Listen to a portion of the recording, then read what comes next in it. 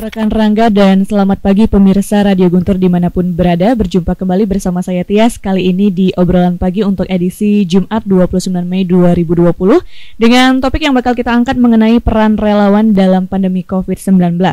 Dan narasumber yang sudah kita hadirkan di Studio Gempol 38 pagi ini ada Kepala Pelaksana Harian BPBD Kabupaten Buleleng, Bapak Ide Bagus Suwatnyana SH. Selamat pagi Bapak. Selamat pagi, Om Swastiastu.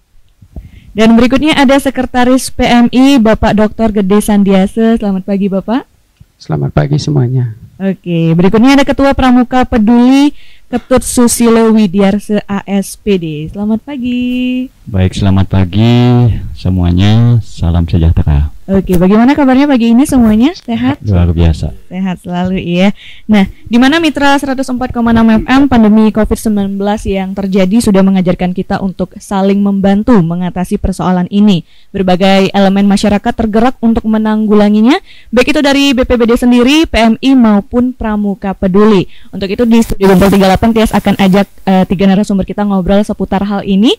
Dan sebelum kita ke Pramuka dan PMI selaku salah dua ya relawan yang tergerak untuk membantu menanggulangi kasus COVID-19 yang terjadi saat ini, Tias mau ke Pak Ide Bagus dulu selaku pelaksana harian BPBD Kabupaten Buleleng. Sebelum Tias ke permasalahan mengenai COVID-19, kalau boleh tahu kabar kekinian Buleleng setelah terjadinya gempa 2 hari yang lalu kan sempat terjadi tuh Pak. Bagaimana nih? Apakah ada laporan yang mengalami kerusakan mungkin atau bagaimana?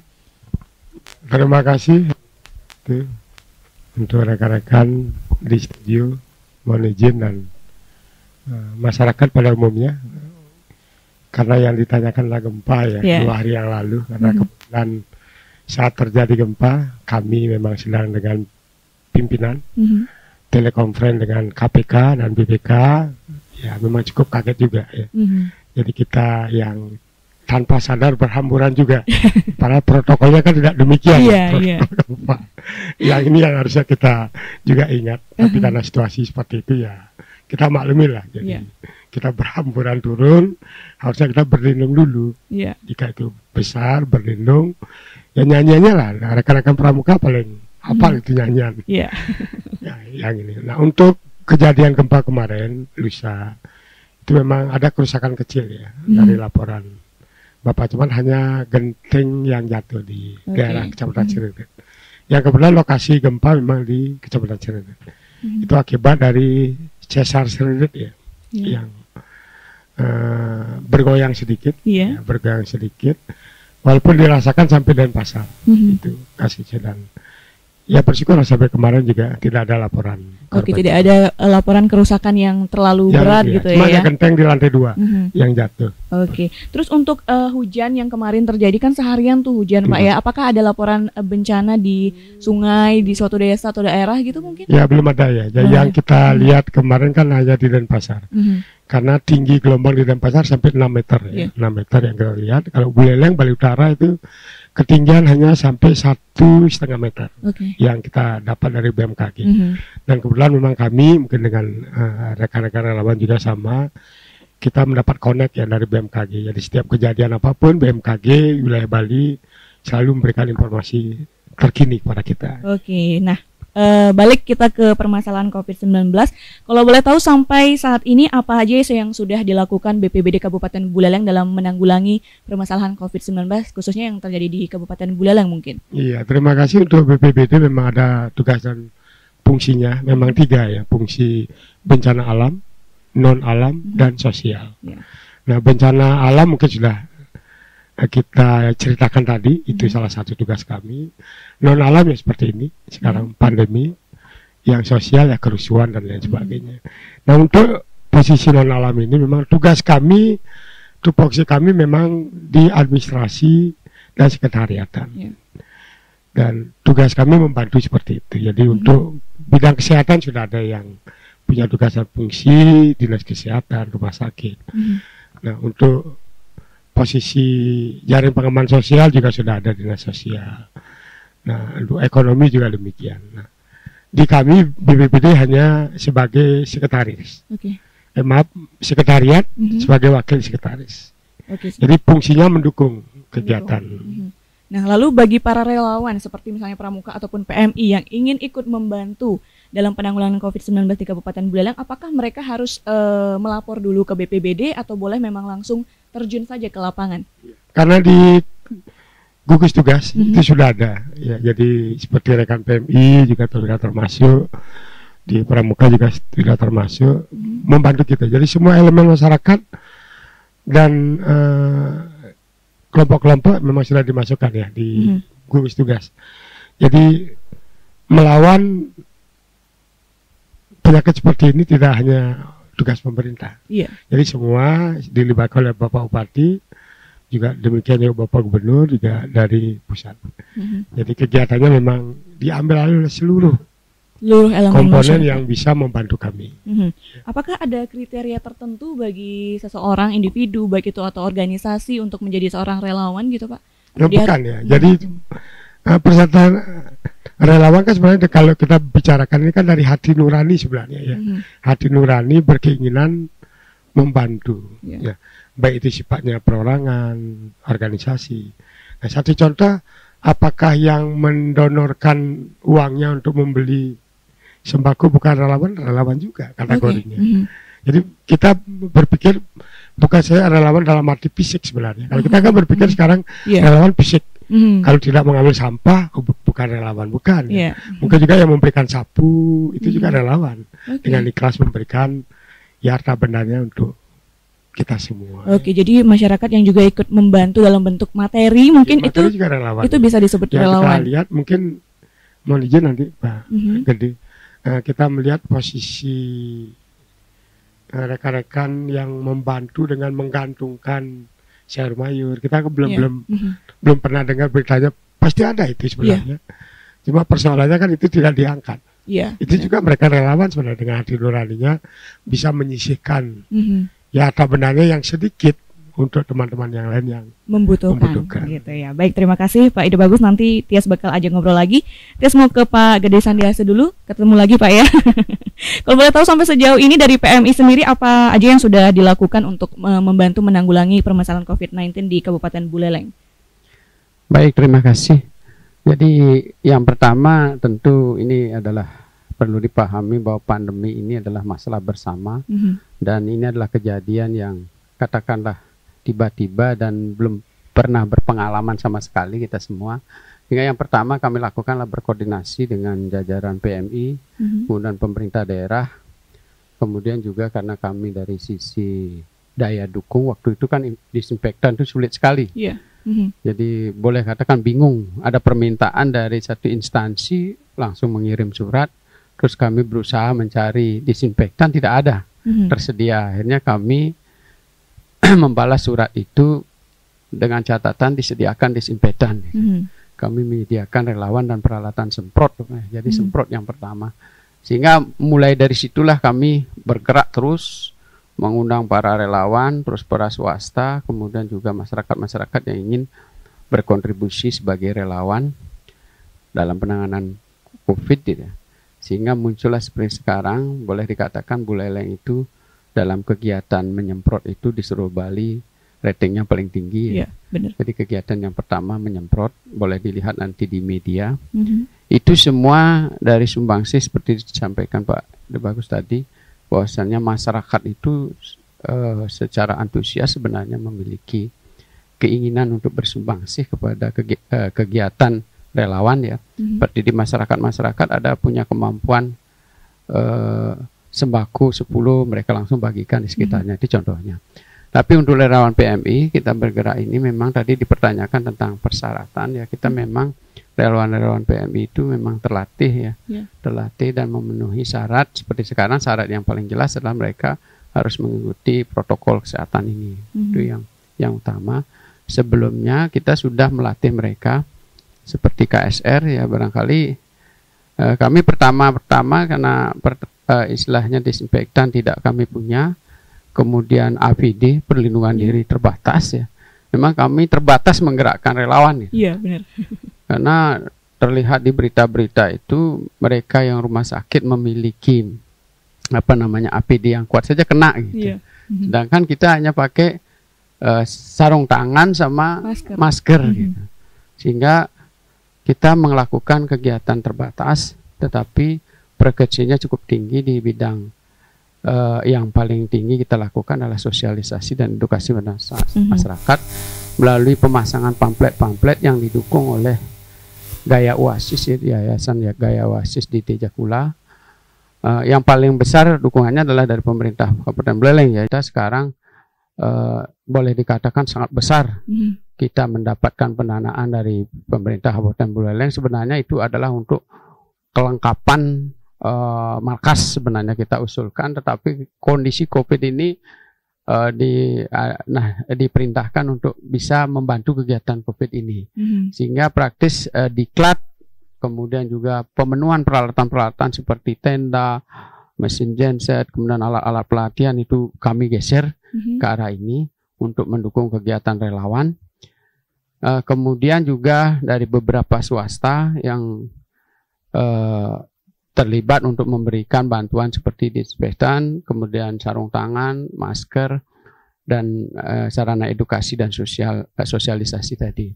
Jadi hampir setiap hari kita ke desa-desa, terutama desa-desa yang pandemi, kemudian yang merasa ingin segera dilakukan penyemprotan dan diedukasi. Jadi hasil koordinasi kami dengan Provinsi Bali, kita disediakan mobil penyemprotan yang barangkali di tempat lain tidak ada, yang dari pusat itu, truk besar itu.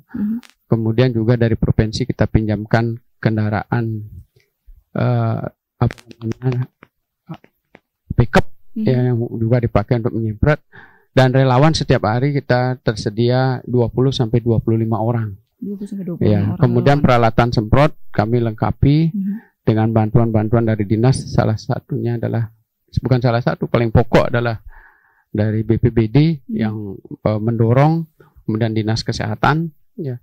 Kemudian juga ada beberapa dari swasta, salah satu Riam Optikal memberikan kacamata gitu. Jadi dari sisi kelengkapan dan disinfektan itu hampir semua diberikan oleh relawan-relawan tadi.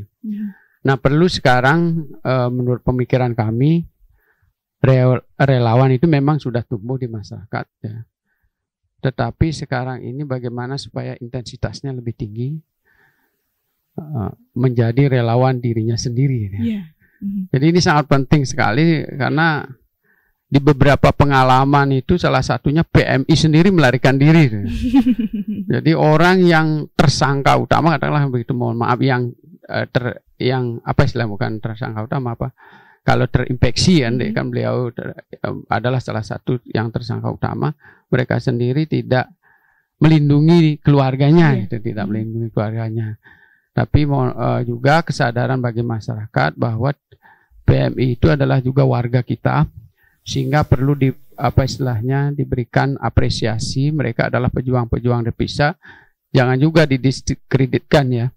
Jadi mereka perlu diterima, tetapi sekarang dari keluarga sendiri menjadi relawan bagaimana supaya beliau-beliau mengikuti protokol. Jadi kan teleponnya sudah nyambung kan, jangan dulu disuruh pulang, silakan di situ dulu jaga kesehatannya, jaga juga kami, berikan motivasi seperti itu, sehingga nanti masyarakat juga begitu, kalau punya akses dengan yang bersangkutan, biarpun berteman bagaimana, sehingga kita kasih tahu. Ini adalah bentuk-bentuk yang sangat luar biasa pengorbanan kita, daripada kita misalnya hanya memberikan sembako satu kantong gitu, ya. Tapi pengorbanan diri ini sangat penting untuk bisa bagaimana secara bersama-sama ini cepat selesai gitu. Ya. Seperti tadi disampaikan oleh Pak Ketua itu, sebenarnya kami sebagai relawan itu was-was sekali gitu. Was-was sekali, jangan-jangan kami sebagai penyebar utama juga gitu.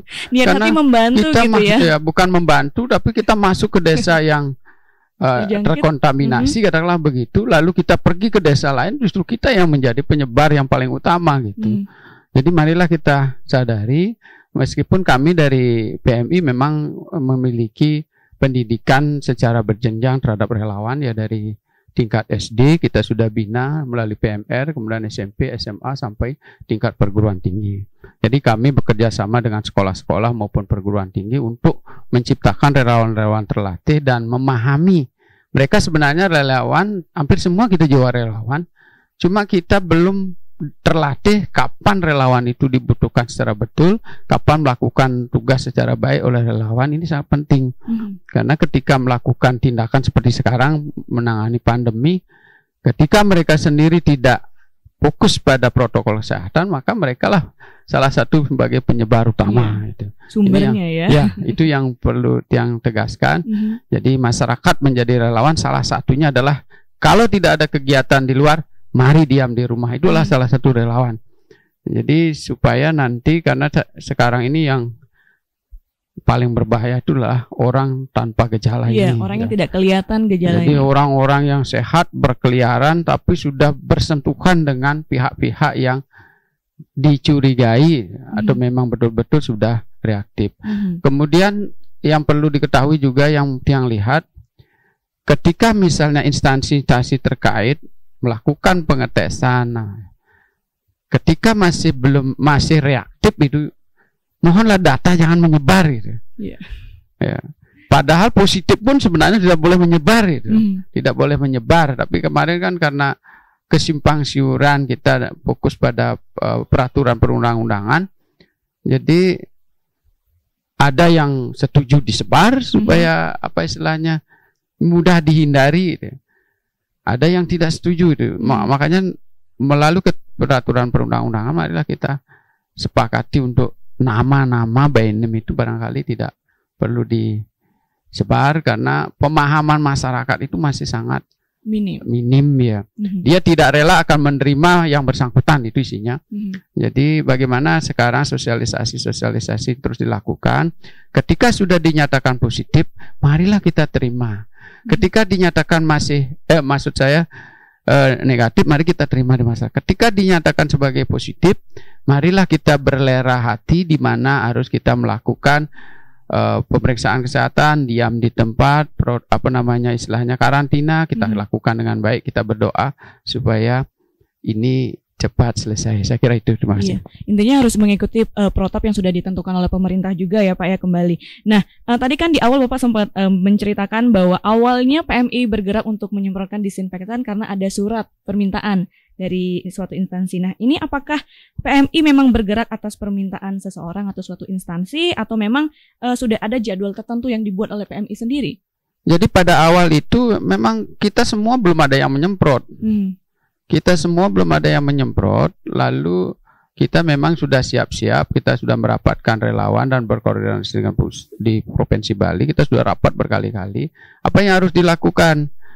Jadi kita tunggu, kita cukup mensosialisasi produk undang-undang dulu, edaran-edaran dari pemerintah pusat. Pada saat itu saya tidak ingat, lupa tanggalnya itu. Jadi kita semua di Buleleng belum bergerak apa-apa, tapi ada salah satu instansi sudah minta disemprot gitu, karena sudah ada PMI yang datang di daerah Kabupaten Buleleng gitu, dan kita diminta, lalu kita berkoordinasi bagaimana kita sudah mencari disinfektan, kemudian peralatan nyemprot sudah kita pinjam-pinjam di relawan, tapi disinfektannya tidak ada. Akhirnya kita belajar, ternyata bisa dicampur dari campuran-campuran baik clean dan sebagainya. Itulah kalau kita tahu sebelumnya itu ada campuran seperti itu, lalu boleh kita mengadakan penyemprotan sebelum kita bergerak yang lainnya, mungkin kita sudah bisa tangani itu pada saat itu. Jadi setelah itu 2 hari kemudian relawan kita koordinasikan, gini caranya kita bikin disinfektan. Akhirnya kita sepakat, kita mulai bergerak. Pada saat itu kalau tidak salah di pura-pura di sekitar di kota akan kegiatan keramaian. Sehingga di situ mulai kita menyemprot dengan pencampuran sederhana yang terus di-upgrade, dan akhirnya mendapat bantuan dari BPBD, dari kesehatan, semakin banyaklah kegiatan kita. Sebenarnya kita sudah berkoordinasi dan sudah mempersiapkan relawan sebelum teman-teman melakukan penyemprotan itu. Berarti jadi awalnya emang karena ada permintaan, lalu setelah itu memang dari PMI sendiri yang tergerak untuk melakukan kegiatan, entah itu penyemprotan atau mungkin sosialisasi. Iya, dari PMI itu pun banyak dimotori oleh relawan ya. Jadi relawan, karena kita betul-betul belum paham tentang istilahnya gimana sih caranya kita menyemprot supaya selamat? Ini yang menjadi pemikiran kita. Itu tapi ketika relawan itu semangat untuk ayo kita lakukan saja gitu. Kita menjadi contoh di Provinsi Bali gimana gitu. Akhirnya baru kalau kita berani apalagi kami gitu.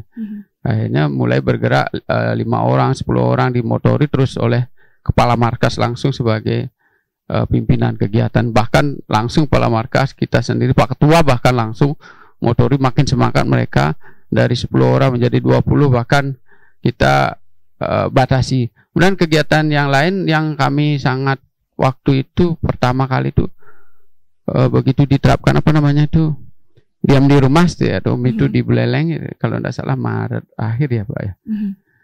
Kita kekurangan darah.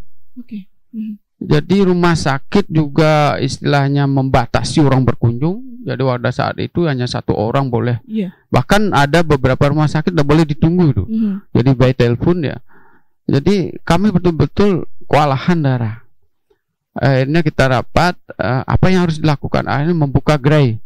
Jadi di PMI dibuka gerai dari Senin sampai Sabtu. Biasanya kita kan hanya di UTD mengadakan donor darah dan ketika diundang pada saat ulang tahun donor darah. Tapi tidak ada selama COVID ini tidak ada undangan-undangan untuk melakukan donor darah.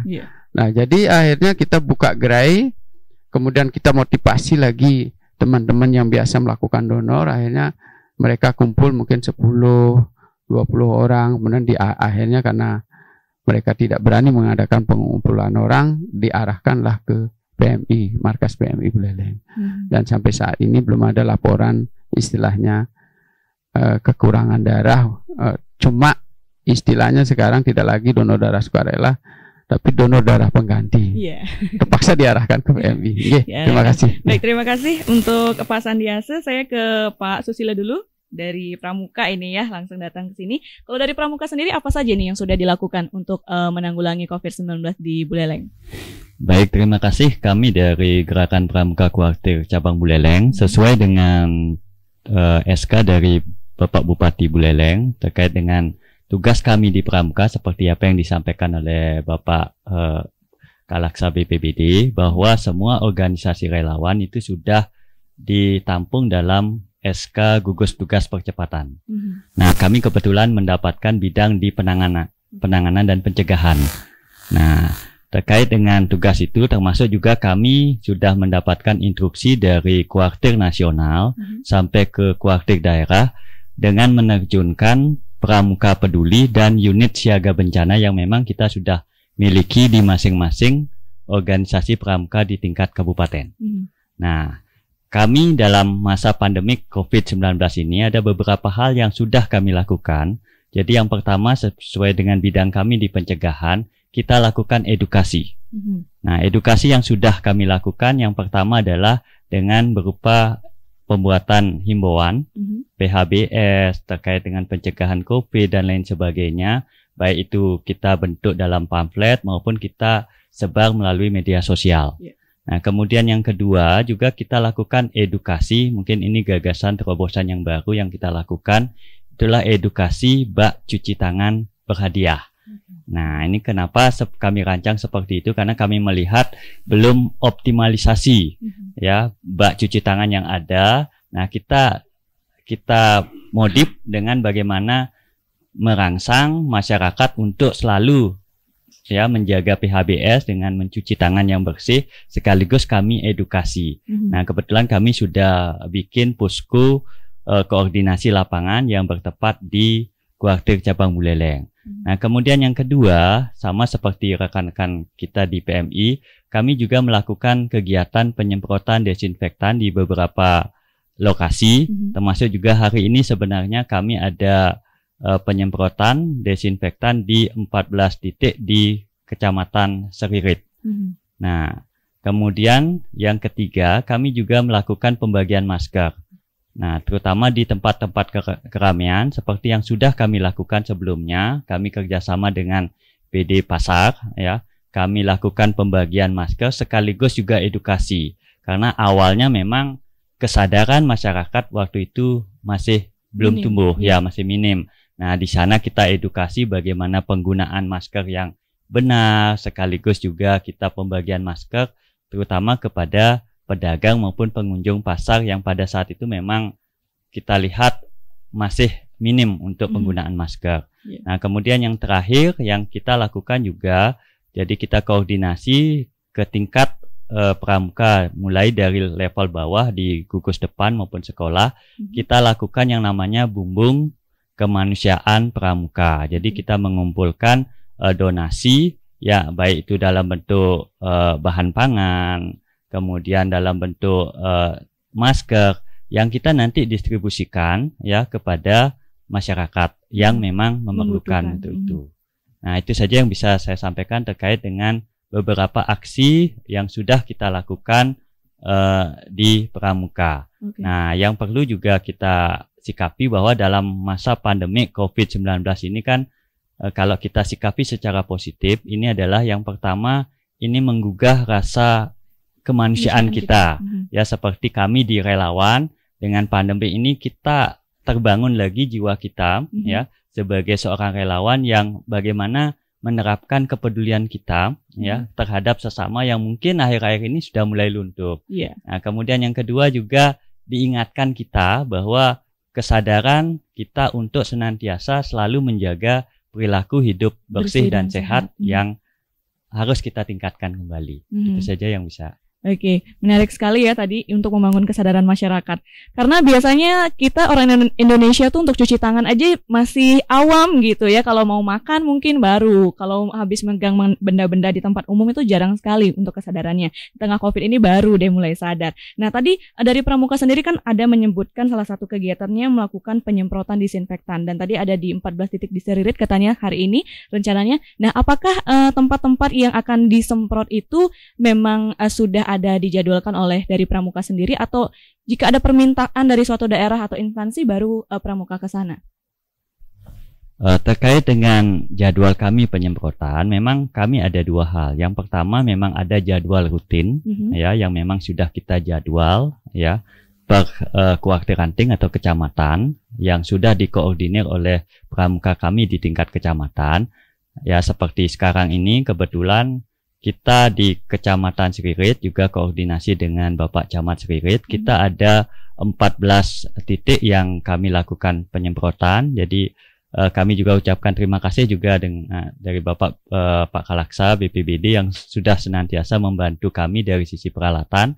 Ya, hari ini kita lakukan di 14 titik, termasuk juga di kantor camat.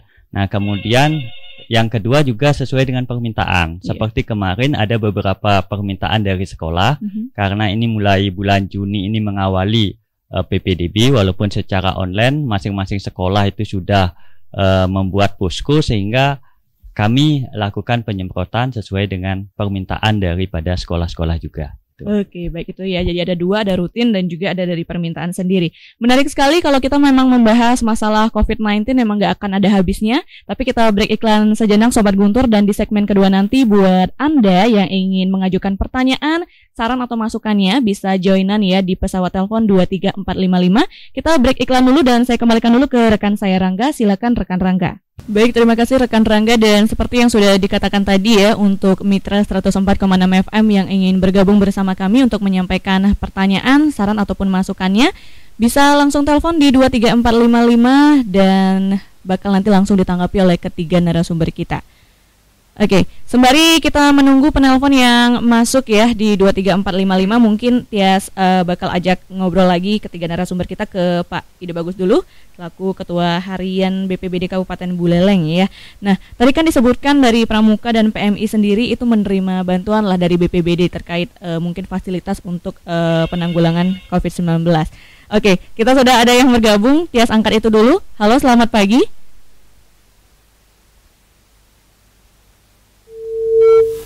Oke, bisa dicoba kembali ya di 23455 dan Tias sambung kembali Pak.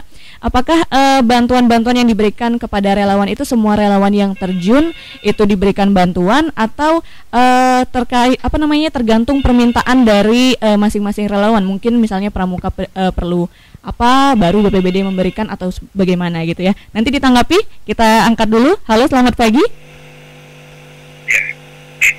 Selamat pagi. Oke, Gongde ya di Murah Rai. Selamat pagi Bapak narasumber. Ini kami semua menata COVID secara nasional ini terus meningkat. Aturannya sudah bagus sekali, PSBB di mana-mana sudah dilakukan dari Bapak daerah. Kami sekarang memohon pada Bapak narasumber, dorong dipikirkan, kok ini tidak berhasil, kita harus cara apa atau bagaimana agar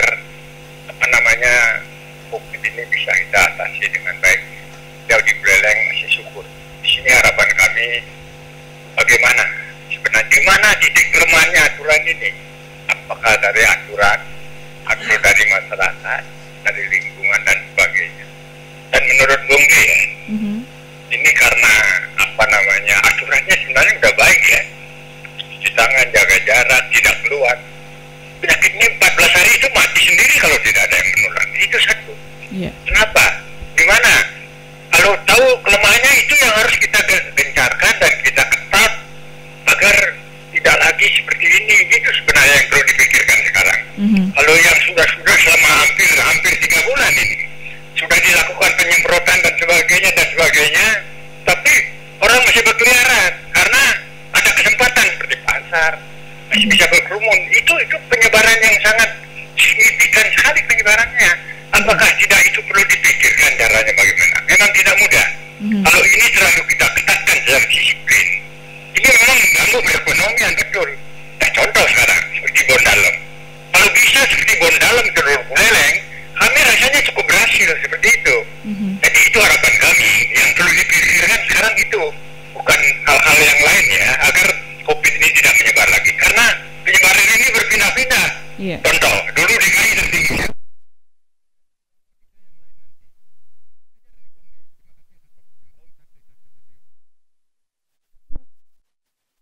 Yang sudah bergabung bersama kami, bagus sekali pertanyaannya, nanti bakal ditanggapi. Di belakang Gongde, ya sudah ada yang bergabung, langsung saja Tia sapa. Halo, selamat pagi.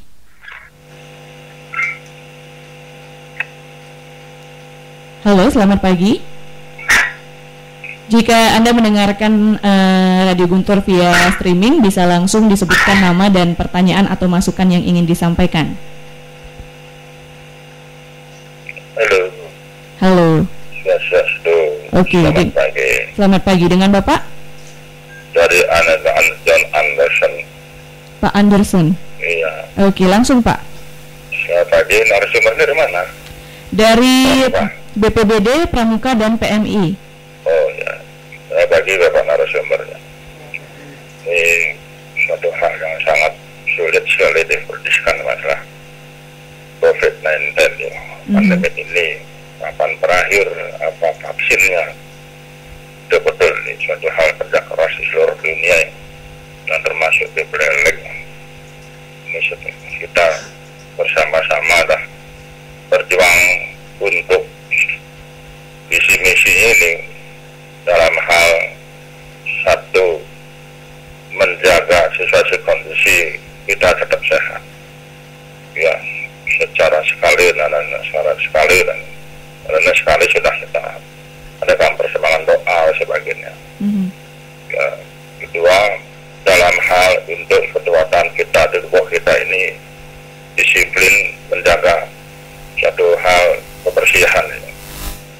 Kalau dulu saya di SD mungkin SK dulu, hari Senin ya anak-anak masuk sekolah tuh kuku-kukunya tuh bagaimana dari dipotong belum suruh diangkat tak bangku periksa. Aku kalau tempel selem dan sebagainya tuh guru bawa garisan. Itu kalau tidak dipotong kukunya tuh langsung dikaplak dan pakai garisan. Itu tidak diajar guru-guru waktu itu 60-an. Oke. Ada satu gium satu. Pak Anderson. Bersih ya, singkat aja ya. Oke. Bersih itu adalah tangkal kesehatan. Dulu sudah ajaran begini. Nah sekarang dengan ada pandemi ini kita kembali lagi pada jaga diri saya bersih. Semprot dengan disinfektan ini dengan Pramuka dan begini membantu masyarakat dalam sebut itu membersihkan bumi ini dalam hal virus-virus corona ini. Itu kerja keras yang sangat luar biasa dengan prinsip-prinsip gotong-royongan dan kebersamaan kita ini. Inilah satu hal menunjukkan kita diingatkan kita saling membantu menolong dalam posisi begini.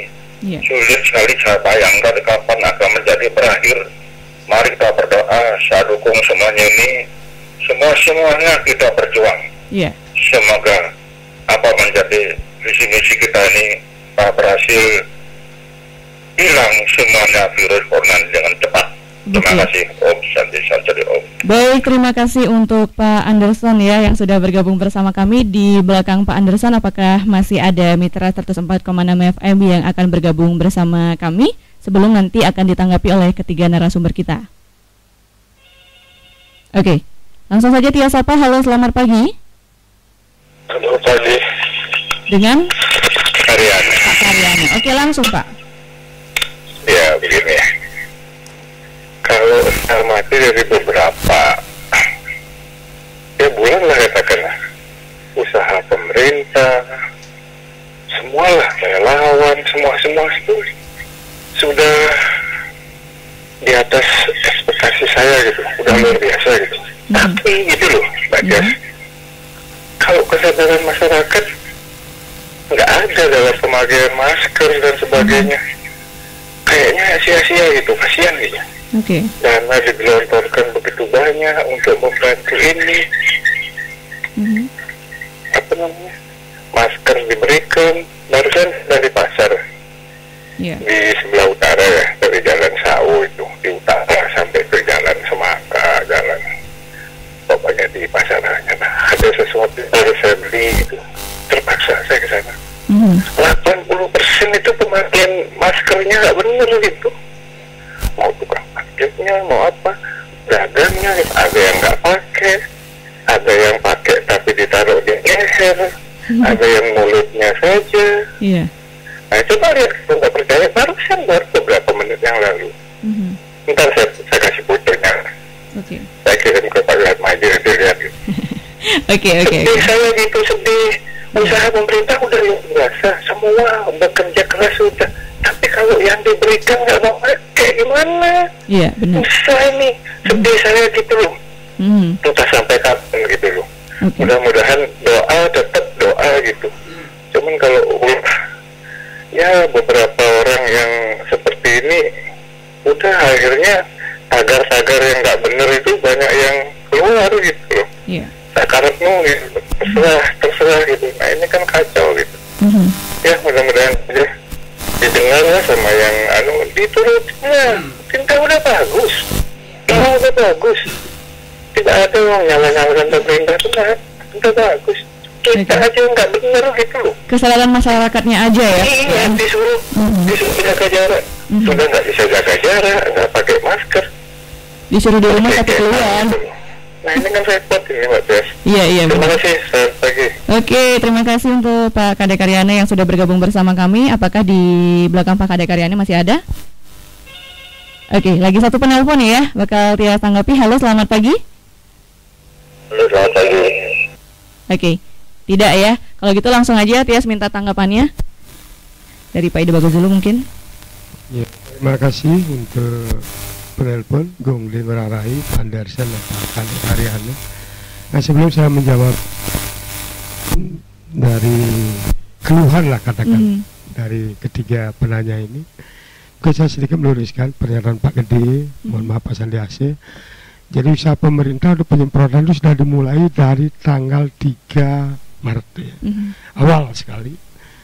Jadi perintah pimpinan kami jelas sekali waktu itu, segera adakan alat penyemprotan, lakukan sore nanti, tidak ada bahasa menunggu lagi gitu ya. Jadi pada saat itu pun kita sudah melakukan penyemprotan di sekitar kota seluruhnya, seluruh instansi dinas. Yang tidak punya segera beli alatnya. Kebetulan bersamaan waktu itu PMI juga mengupload foto salah satu adalah truk yang besar itu. Apa istilahnya penyemprotan ya, yang bagus itu ya. Ya kami berkoordinasi dengan PMI, wah ini truknya bagus sekali. Gimana? Dapat bantuan pusat itu tidak salah waktu itu, betul ya. Jadi iya, pinjam ya betul, maaf pinjam. Kami lihat, oh ya, Jadi ada pergerakan bersamaan. Jadi bukan mohon maaf ini Pak Gede, kami karena ingat sekali kami pernah pimpinan belum ada waktu itu penyeprotan sudah lakukan. Ya jadi itu yang kami luruskan, mohon maaf ini bukan mengurangi arti PMI, justru sekali lagi saya selaku kepala pelaksana ya, bukan harian, kepala pelaksana berterima kasih. Ide-ide banyak datang dari PMI. Ada masyarakat yang salah persepsi. Jadi yang datang dari luar negeri itu PMI, dipikir PMI Palang Merah Indonesia. Ya kami juga berpikir, oh Palang Merah Indonesia kok datang dari luar negeri ya. Gimana kita ternyata pekerja migran Indonesia. Itu yang membuat saya juga agak tersenyum ya. Waduh, saya sendiri juga bingung, kok PMI datang dari luar negeri ya. Banyak sekali. Baru orang ketemu PMI malah dijauhin ya, PMI-nya bukan pekerja migran ya. Relawan ya. Jadi seperti tadi mungkin kata kunci kami sependapat dengan Gungde, Anderson, Karyani adalah disiplin masyarakat. Mohon izin Bapak Bupati sudah pontang-panting ini memberikan contoh seperti bagaimana mencuci tangan yang baik, menaruh wastafel portable di tempat-tempat umum. Ini sudah luar biasa Bapak Bupati kita. Ya bahasanya kalaupun Bapak Bupati di tes web mungkin saja beliau juga ada ini ya. Jadi OTG lah. Karena beliau tidak bisa diam ini. Bukan lagi pagi Mbak, das lemah istilahnya. Beliau sudah di lapangan. Petang jadi bahasa kita kembali dari kantor malah beliau masih di lapangan. Jadi kita juga yang mengikuti agak terbirit-birit ya. Jadi bahasa kita ini terpokok-pokok, kita dari belakang terus. Karena Bapak Bupati lebih awal dia, lebih dulu tahu lah daripada kita semua. Ini yang kami sependapat dengan ketiga pertanyaan ini benar. Seberapa baik pun kita bekerja, seberapa baik pun aturan yang ada, jika masyarakat seperti itu ya. Seperti ada anekdot begini, ada salah satu siswa di SMA, SMK, pada saat jam sekolah mereka malah minta bolos. Ada ini bolos, sudah itu mereka tidak masuk, dicari, karena tugas sekolah kan begitu sekarang, jika siswanya tidak sekolah, guru pamong wajib mencari ke rumahnya untuk mengajak sekolah. Nah sekarang terbalik, sudah 3 bulan ini di rumah, malah mereka yang minta sekolah. Buka sekolah. Ada terbalik sekarang. Jadi mungkin kalau besok benar pertengahan Juni dan Juli dibuka sekolahnya, mungkin ramai sekarang anak-anak masuk. Semangat ya mereka semangat. Ya. Bukan masuk untuk belajar, untuk ketemu teman-teman sebenarnya. Inilah yang sekali lagi kami setujui sependapat dengan ketiga penanya ini, yang memang itulah kenyataan masyarakat kita. Itu aja yang bisa kami jawab. Baik, terima kasih Pak Ida Bagus. Selanjutnya dari Pak Nandiasa dulu. Terima kasih. Jadi pertama kita memahami bahwa kesadaran itu memang kurang. Mereka mungkin karena pengetahuannya yang kurang cukup, juga informasi yang kadang-kadang yang paling parah mempengaruhi ya. Di satu sisi menganjurkan tidak apa-apa, kita lihat di media sosial kan, tidak apa-apa nih saya sehat di rumah sakit, malah saya tidak pakai infus, tidak apa-apa, lawan aja gitu. Yang lainnya katakanlah teman-teman dari rumah sakit seperti kita relawan sudah merasakan ya, gimana menangani COVID itu. Yang paling terpapar itu adalah garda terdepan ya, di rumah sakit relawan. Bahkan ada mahasiswa kami itu relawan sampai ditaruh di belakang tidurnya sama keluarganya. Kapan ya Bapak selesai menangani, ikut terlibat di kegiatan pada saat sekarang ini dia menangani di pengungsian untuk karantina PMI. Saat itu baru boleh dengan anak-anak. Ini kan sudah beban luar biasa nih, biar diketahui oleh masyarakat. Begitu para relawan memperjuangkan diri, rela untuk tidak ketemu keluarganya, apalagi teman-teman di rumah sakit ya. Jadi dia dengan sukarela tinggal di rumah sakit, mungkin tidak hanya hari itu, bulanan itu. Tolong dipahami sehingga nanti kita tumbuh kesadaran yang tinggi untuk bisa paling tidak, yang paling sederhana pakailah masker, kemudian cuci tangan, jaga jarak. Yang mau belanja ke Peken ya jaga jarak, mungkin jarak jauh, ngomong mungkin 1,5 meter cukup lah untuk ngomong dengan dagang gitu ya. Dagangnya juga kalau sudah berhadapan dengan pelanggan, pakailah masker. Yang ngomong pedidin ya silahkan buka dulu maskernya kan gitu. Jadi ini sama-sama kita supaya melakukan, tapi edukasi tetap harus jalan. Sekolah mau buka, guru-guru mengajar secara online seperti kita dengan mahasiswa, bukalah dulu. Sudah pakai masker di rumah masing-masing dengan pertanyaan begitu, sehingga dia selalu ingat. Jadi kalau gurunya ngasih tahu pasti lebih cerdas mereka. Jadi karena anak-anak ini sangat percaya sama gurunya dan orang tuanya. Ini Pak adik-adik memang kesadaran perlu sangat tinggi, tapi kita jangan berhenti untuk membuka kesadaran itu. Jadi buka terus, jadi masyarakat dari orang tua paling tidak memberikan pengetahuan pada anak-anaknya. Ya, jadi diberikan penjelasan pada secara terus-menerus kepada masyarakat, itu aja.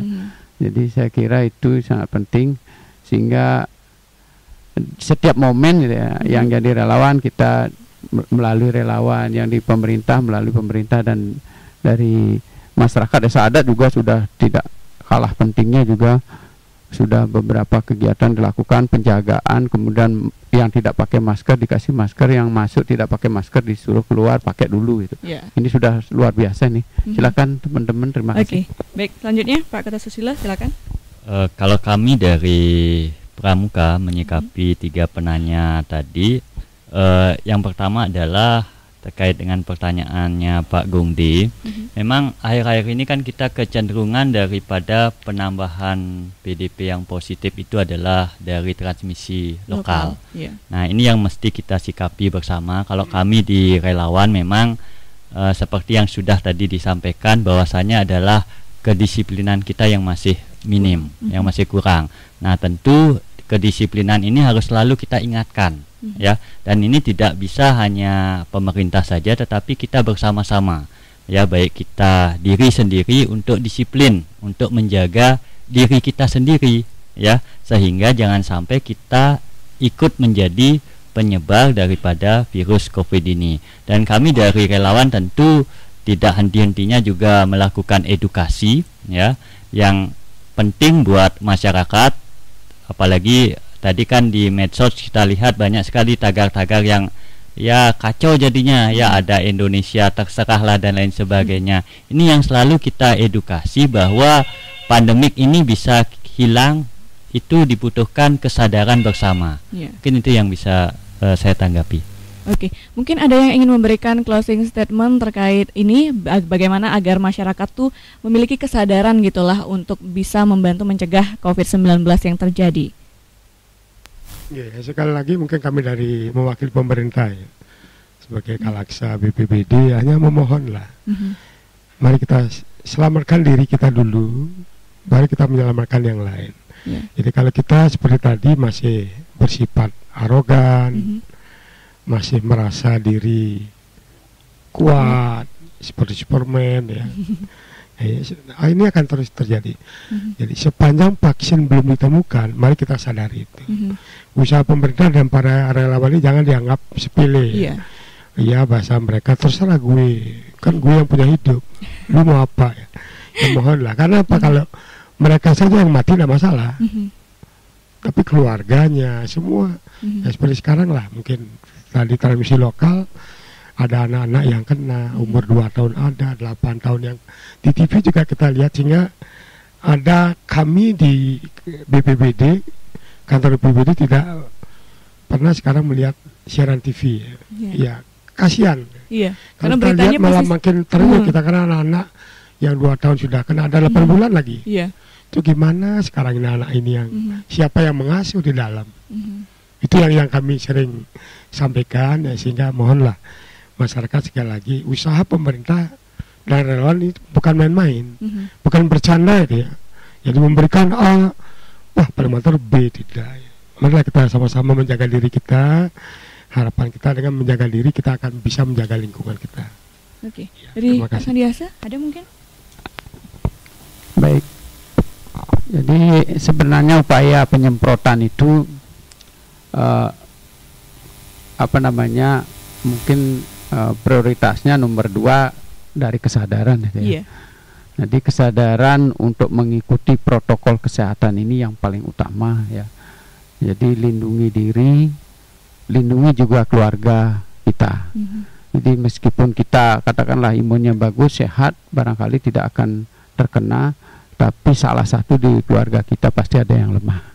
Sekarang sehat mungkin, tapi habis bergadang, maka virus itu akan menyerang secara dahsyat. Saya kira itu pemahamannya sederhana, dan seperti tadi tekankan melalui jalur masing-masing, yang guru, yang di desa adat, kemudian guru TK, perguruan tinggi, melalui di situ mereka tidak henti-hentinya untuk melakukan sosialisasi dan edukasi. Terima kasih. Dari Pak Susilo? Kalau kami di Pramuka punya tagar siap selamat dan menyelamatkan. Artinya jadi kita mulai dari diri sendiri, bagaimana kita sadar, punya disiplin ya, bahwa pandemik COVID-19 ini bisa hilang. Seperti tadi sudah disampaikan, belum ditemukan yang namanya vaksin. Jadi kita mulai dari diri sendiri, mulai disiplin, PHBS dan lain sebagainya. Setelah itu kita menyelamatkan siapa? Orang-orang yang ada di sekitar kita ya, dengan selalu mengingatkan, mengedukasi dan lain sebagainya, sehingga pandemik ini akan berakhir kalau memang kita sudah memiliki kesadaran untuk senantiasa PHBS selama vaksin itu belum ditemukan. Itu saja yang bisa jadi closing statement. Baik, terima kasih untuk ketiga narasumber kita yang sudah bergabung di Studio Gempol 38 pagi ini ya, untuk obrolan pagi. Memang kesadaran kita semua itu sangat diperlukan untuk bisa memutus mata rantai penyebaran virus corona, Sobat Guntur. Terima kasih untuk kalian yang sudah bergabung bersama kita di obrolan pagi kali ini. Jangan lupa untuk kalian yang kelewatan bisa langsung cek di YouTube-nya Radio Guntur. Kalau suka sama videonya jangan lupa untuk di-like. Untuk saran, masukan dan yang lainnya bisa kalian tinggalkan di kolom komentar. Untuk berikutnya saya kembalikan ke rekan saya Rangga. Silakan rekan Rangga.